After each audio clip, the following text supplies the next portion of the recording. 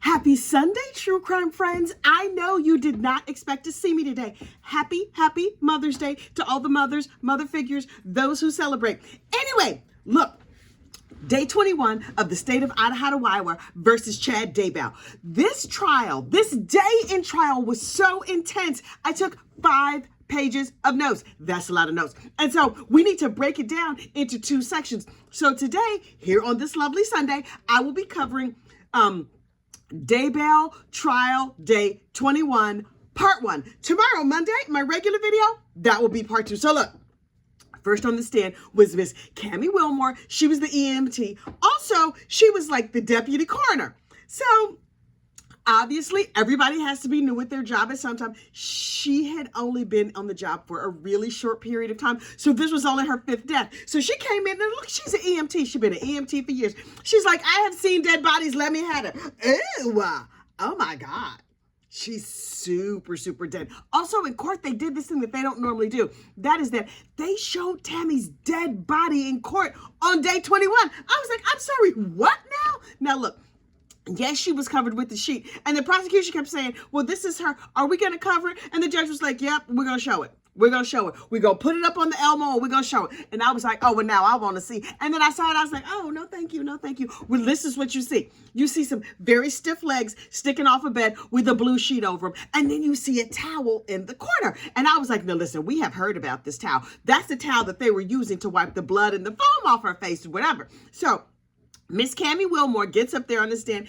She's like, this is only the 5th death I have ever attended. And they ask her, the prosecution asked her, have you ever seen an asphyxiation death, basically a suffocation death? And she was like, no, not that I know of. Not where like, they put a pillow over your face kind of suffocation. She's seen like drug overdose type of suffocation. So anyway, she was just like, okay, you know what I noticed? Foam, a lot of foam. And other people had said that too. It was a lot of foam. And they would wipe it away and more foam would come. And so Cammy was like, something about this not right. She's like, I was very suspicious. And so I stood there. I didn't want to wipe it away. I wanted to wait for the real coroner to come because maybe she knew things I didn't know because really, I really did not know that much. So she's like, I'm sitting there waiting. But while I was waiting, she said, I was like, let me let my Google fingers do the walking. She got on her phone and she started Googling what can cause foam. Ma'am, it's not really going to inspire confidence if you're there at the murder scene Googling things. Also, those Google operators are busy. You know, all the old 411 operators now work for Google. And they was like, oh, look,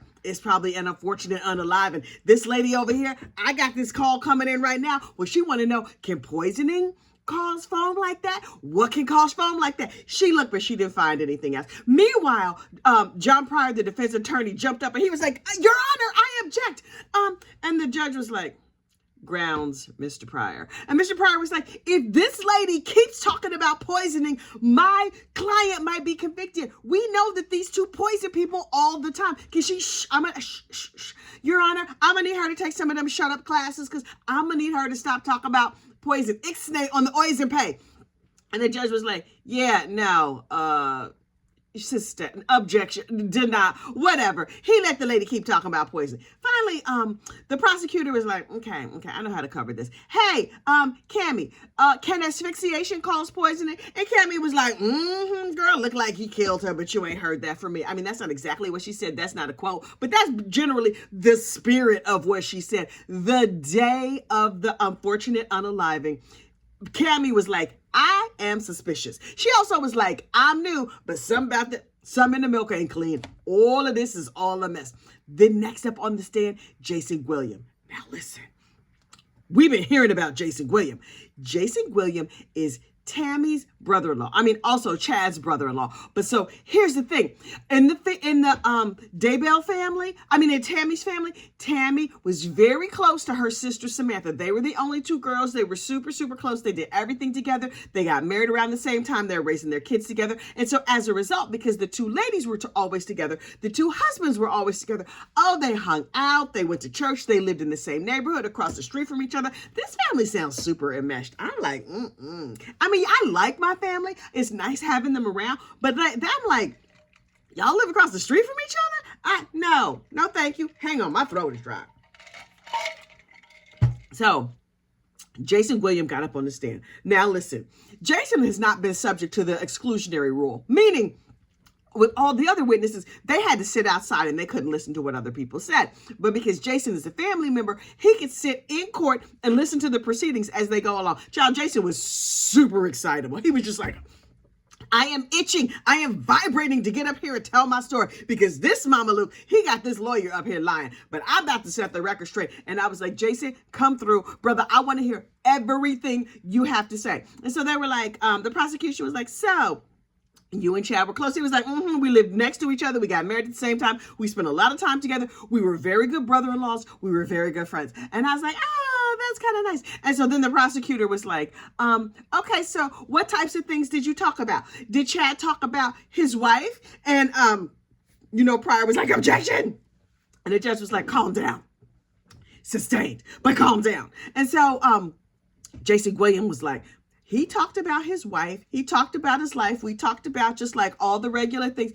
Then the prosecutor asked a question that I had not anticipated. She said, did Chad talk about his intimate life with Tammy? And immediately I was like, ew, ew. Sir. We've said, okay, first of all, marital congress, lovely, necessary. I'm a married lady myself. Don't nobody want to know about my intimate marital congress business with my husband. And I certainly don't want to know about Chad and Tammy. Ew. No, sir. No. Do marshmallows even have, I don't understand how it works. They gave birth to them 5 little peeps. So I guess they knew each other in the biblical sense at some point, but ew, I don't want to know nothing about it. And so, Pryor was like, objection, do not get up here and talk about his marshmallow fluff. And so the judge was like, yeah, no, you can't, because I got to keep my lunch down. So, prosecution, I'm going to need you to move along. And so the prosecutor was like, don't worry about it, judge. I have another way to circle back around to it. So don't, you might want to take a Tums or something while you waiting because we going to get there. So they keep talking. It's like, well, what kind of things would you talk about? And he was like, oh, we would talk about family life and this and that. But Chad said that his intimate life with Tammy was very vanilla. It was boring. What now? Excuse me. This young man was a Mormon. He had been a Mormon missionary. No girls would date him. He met Tammy. She was into him. She said she would marry him. Okay. And then theoretically, this is the only woman that he's ever known in the biblical sense. But child, word on the street, and you here for the gossip. Word on the street is that Chad felt like he married down when he married Tammy. But although no girls would talk to him, he's like, well, I did get her, so I guess that's close enough. Meanwhile, through the whole course of the marriage, he was constantly cheating on her. After he had calmed down and knew he had locked in a piece for time and all eternity, he was like, let me sample a little bit of this and sample a little bit of that. But apparently Tammy ain't know nothing about that. And I hope she's not listening from the other side of glory right now. But anyway, so Chad was like, I feel like my intimate life with Tammy is very vanilla. Sir, you're not supposed to know it's vanilla. You're supposed to just be happy that you got any at all because we've seen you. We have eyes, sir. We have observed your personality. The fact that anybody would want to do anything with you with any part of their clothing removed seems like a miracle to me. He should have just shut up and be happy. But anyway, so according to Jason Gwilliam, Chad had told him the story about his near-death experience. But initially, he didn't describe it as a near-death experience. He described it as just like this very scary experience that happened when he was a young man. He was up in California hanging out with some of his cousins, and they were jumping off of cliffs, and he jumped off a cliff, and he bonked his big old noggin or something, and it scraped up his back, and he was not injured, but it's sort of like, it rung his bell, shook him up a little bit. And so Jason was like, yeah, I've been hearing that story for years. Only here's the thing. Little by little over time, it turned from like, oh my gosh, this really scary thing that happened to me. Then he was like, oh my gosh, when I bumped my big old head, I saw some of my dead relatives. They came to me and they were speaking to me. And Jason was like, okay, sure they were. Last year when you told me this story, it just was scary. Now some dead relatives spoke to you. Okay, cool. Then later when he told the story, he was like, yeah, it was a near-death experience. Sir? No. A near-death experience is a near-death experience from the beginning. It does not evolve as you tell the story. But okay, he was like playing a game of telephone with himself, apparently.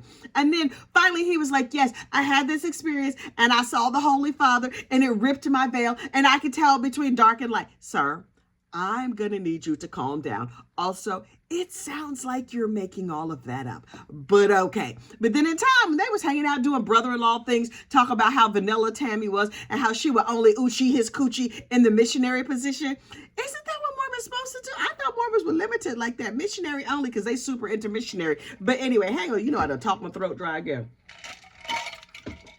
Chad was like, look, remember that time I told you that I saw them dead relatives and I was on the other side of glory? Look, I've been getting visions and they told me that all around here, all this is going to be destroyed in an earthquake. And so we all need to move to Rexburg, Idaho, Iowa.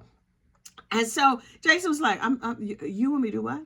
I'm living here. I have kids. It's a nice neighborhood. Everything is going good. Y'all live across the street. The in-laws live up the block. This is wonderful. Why would I move to Rexburg? And Chad was like, The spirit told me that we all need to move to Rexburg. And so Jason was like, okay, I'm going to talk to my wife, Samantha, about it, but I don't know how this going to go. Chad was like, no. Tammy is not super into it too, but I feel the spirit has moved me. Also, Chad Daybell was a gravedigger. Now, there's absolutely nothing wrong with being a gravedigger, but Chad had two brothers that are like very well educated and very accomplished, and he feels like a little bit less than relative to his brothers. His job was fine. His life was fine, but he felt like they had all this importance, and so therefore he wanted to have a bunch of importance. And the way he got to be important was by being BFFs with Jesus or God or something on the other side of glory. Child, I don't know, because he was making up the whole thing from day one, if you ask me. So anyway, Jason Williams asked his wife, like, hey, baby, listen, can you pass some more of the Mormon funeral potatoes? Chad has brought something up to me. He said it's going to be an earthquake and our house is going to be shaken to the foundation and everything's going to be torn down. And so for us to be safe, we need to move up to Rexburg, Idaho. And his wife was like, what? What do you... I'm sorry, are you drinking coffee or liquor or something? Clearly you are out of your rabbit ass mind. No, I am not moving to Idaho. Why would I move to Idaho? And he was like, right. You make an excellent point. So I'm going to go back and talk to Chad about it, but I get the feeling that you're not into it. And Samantha was like, no, I'm not into it. Everybody knows Chad's an idiot. Even though he digs graves and that's a completely honorable job, he's trying too hard. And I'm going to need him to try less or take his trying off of my family. And Jason Gwilliam was like, right. Yes, I'm still clearly the head of my household, but my wife, she's no slouch either, and she don't have time for this foolishness. And so I'm going to go back and I'm going to talk to Chad about it. And I'm sure everything will be fine. No doubt in my mind. The Chad is going to say like, oh, okay, you and your wife don't agree. I'm going to let y'all go over there and run your own house and I'm going to stay out your business. Now, what you think happened? Jason went back and was like, hey, Chad, listen, hello talk with the wife. And she's not into the whole moving to Rexburg thing. And Chad was like, really? Okay. Then a day later, he's like, so I was talking to the Lord and the Lord told me your wife is evil. And so that you should just leave her down here to perish in all like the flames and whatever. And then you should move with me up to Rexburg. And Jason was like, I'm sorry, what? No, sir. I thought we were having like a civil, nice conversation. But now you have come to me to tell me that my wife, the woman that I have loved these many years, is evil because she does not agree with you. And Chad was like, obviously she got the devil in her. And the only way you could get rid of that is to leave her behind down here and come on up to Rexburg with me. And Jason was like, no, what you're not going to do is try and run my household. Chad was like, listen, I have all of my adult children on board, all of their spouses, all of these families are going to move up to Rexburg as a demonstration to how powerful I am. Everybody believes me. Why don't you believe me? Oh, it's because of your dark wife. And so in my mind, Jason was like, sir, them's fighting words. What you're not going to do is talk crazy about my wife. And in my mind, he smacked him. In real life, he probably didn't touch him at all. He was like, yeah, that's not what not what we're going to do. And so the prosecutor was like, so Jason, how did you feel about Chad saying that like your wife was evil and you should move? And Jason was like, it got my back up. I was like, wait. I'm running my family. You run your family over there, but I'm running my family over here. He said, I felt like Chad was like trying to pull a power move. And what you're not going to do is come up in my family and my house and pull a power move. So if y'all want to move up there to Rexburg, mind your business. I'm going to let you go. Maybe I'll come and visit. But no, I'm not moving to Rexburg. So Chad took his family and all of his adult children, and they all moved to Rexburg. Listen, Chad Daybell, in my opinion, ran his family like a cult. How you get your adult children and their spouses, all 5 of them, to move to Rexburg, Idaho, away from where you've always, they don't have jobs up there. They don't hardly know anybody up there. They've only visited there once or twice. But now, based on your word, everybody is moving. That sounds crazy to me. I wish one of my relatives would come to me and be like, yeah, we're going to move to Timbuktu and you should go because the Lord told me. But the Lord told you, the Lord ain't told me nothing. Bye. See you later. Maybe I come on vacation. Maybe. Anyway, so Jason was like, we might need to take some space from them, but it's going to be easy to take some space because they're going to be in Idaho, Iowa, up there in Rexburg, and we're going to be down here in Utah, Springville, child, Arizona. I don't know where they live because, you know, to me, it all runs together. So anyway, not that much time goes by, and then Tammy dies. The phone call comes in, and Jason is like, oh my goodness, this is terrible. It's so sad that she died, even though she seemed perfectly healthy and everything seemed fine. But listen, I'm a good family member. I want to be very helpful. So he drove with the funeral director up to pick up Tammy's body. Now look, I have many relatives that I like very much. You know what I'm not going to do? Pick their body up from the funeral home. I'm just not. That's just not where my gifts lie. I have other gifts, mostly the gift of being very, very loquacious, but I'm just like, if you dead, that's between you and the funeral home and the hospital and the police, whoever needs to be involved, not me. I can't do it. And so the, prosecutor was like, right, Jason, so you went to help pick up the body. That's very lovely of you. And Jason was like, thank you very much. I'm a very humble and godly man. And so they were like, well, Ray, did you peek at her body? Did you take a peek? Little peek under that? How are you going to look at your dead sister-in-law? What? And so Jason was like, I was just very curious. So yeah, I did take I only look with one eye because, you know, modesty and whatever. I didn't want to like see her like that, but I did want to see her like that. I wanted to see what was going on. And I was like, Jason, but also, he had an altruistic reason for peeking at his dead sister-in-law. He was not sure if she was going to be like all messed up and crazy looking or if she was just going to look like she was asleep. And he said he wanted to get a peek so that he could determine whether his wife should see her or not. That kind of makes sense to me. And so he's like, she looked perfectly normal and fine. And so I said to my wife, yes, you should go look at her. She still looks peaceful or whatever. She don't look all crazy and messed up like her husband unfortunately unalived her, which we actually know he did. But anyway, so they had the funeral and it was sad, but Chad was not crying, right? They circle around and they have this family prayer and everybody's hugging and, oh my goodness, this is so terrible. We can't believe this happened. And Chad is standing around like, okay, what's them funeral potatoes ready yet? I need to go. Is there chicken? I don't know why I gotta keep standing here. And so Jason was like, Chad, my man, you don't seem that sad. And he's like, oh yeah, I'm all cried out. Really? The funeral was just like 2 days later. You was all cried out in only 2 days? Okay. Cut to 1 month later. Chad and Jason are on the phone and Chad calls and was like, hey, I've been hearing rumors down there in Rexburg. Have you heard that Tammy is getting exhumed? Because listen, everybody is like, if there was a big secret and nobody told the family, how did Chad Daybell know his wife was getting exhumed? Chad got connections over there at the funeral. He used to work in the burial place. Of course they're like, Chad, my man, they digging up your wife. I'm just letting you know you ain't heard it from me. Click.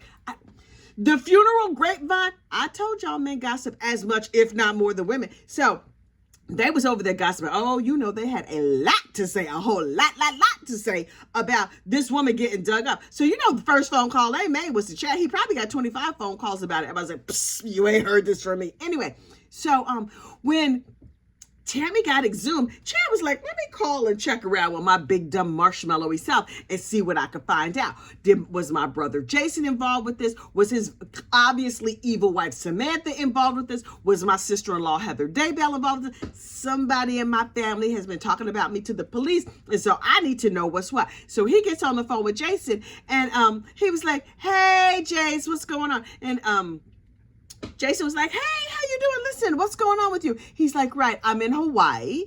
And And Jason was like, oh, that sounds delightful. Oh, you're going to be there for Christmas? That's so lovely. What else is happening? Chad was like, yeah, I got married. Wait, what? Your beloved wife of 28 years died a month ago, and you've already married a new lady. And Jason said he was quite taken aback, as you would be, child. I would be clutching all my pearls. I would immediately be like, murder. Obviously, murder. He unfortunately unalived his wife. It is very, very clear to me, but that's just me. So anyway, Jason was like, oh, well, I have questions. I have lots and lots of questions. And Chad was like, ask away. I've never been happier in my life. Sarah, maybe tone it down. Maybe be like, I'm grieving, but this lady is helping my grief. Nope. He was like, I'm happy. Never been happier. And so Jason was like, what's her name? He's like, her name is Lori Ryan. Sir, that's one of her names from one of her many, many husbands. You're just going to leave out that last husband that she had unfortunately unalived. Okay, cool. And so Jason was like, well, tell me about her. Now listen, in the ocean of things that you could say about somebody, she's a nice Mormon lady. She raised children. She has a kind heart and a warm personality. What do you think he said about her? Chad's description of his new wife, she's 5'6" and 120 pounds. Really? She just boiled down to her height and weight. She's just her statistics. So what are you? 6'4", 300 pounds and zero personality? Like, how would you like people describing you, Mr. Chad? Get on my nerves. Anyway, so he was just like, yeah, I'm just calling to find out, did you have my wife exhumed? And Jason was like, no. But please tell us more about your trollop of wife. And Chad was like, oh, she's perfection. She's lovely. Did I tell you she's skinny? Did I tell you she's tan? She has exactly the figure that I like. And Jason was like, ew. Okay, so I guess the vanilla days are over. And Chad is like, oh, yes, they are very, very over. I be doing triple backflips and sticking the land in and whatever. Then not that much long later, the cops called, right? The cops were like, hey, bring Jason. Listen, it's some missing kids and we think your brother-in-law might have something to do with it. Can you help us out? And Jason was like, absolutely. I'm not afraid of the po-po. My brother is a police officer. And so I will do anything for the cause of justice. And so he was just like, how did Jason Gwilliam volunteer to call his brother-in-law and record it for the police? He volunteered. They were like, how are we going to talk him into this? He was like, no. Y'all got a recording device. Give me a recording device. I'm going to hook this right up right now. Hey, Chad, how you doing? So he calls him and talks to him on a recorded line. Chad didn't say much of anything, but Jason Gwilliam's willingness to just step forward and help the police is admirable. He didn't really get a lot of information, but a lot of people in these folks' lives were just like, we get them on recorded line, no problem, because clearly they're terrible people. Something fishy is going on. Also, Chad was like, yeah. Me and my beautiful wife are down here in Hawaii. Shh, don't tell nobody where we are. That's not suspicious at all. Your wife is unfortunately unalive. You told me you married a woman just a couple of weeks later. Her husband was unfortunately unalive, and it's a big, big secret. Nope.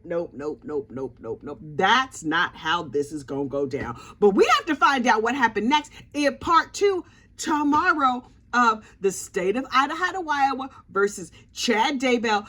Day 21, part 2 will be tomorrow. But I'm going to give you a sneak peek. Chad wrote a little bit of fan fiction for his wife where he included some erotic imagery and Lori and Jesus. I cannot.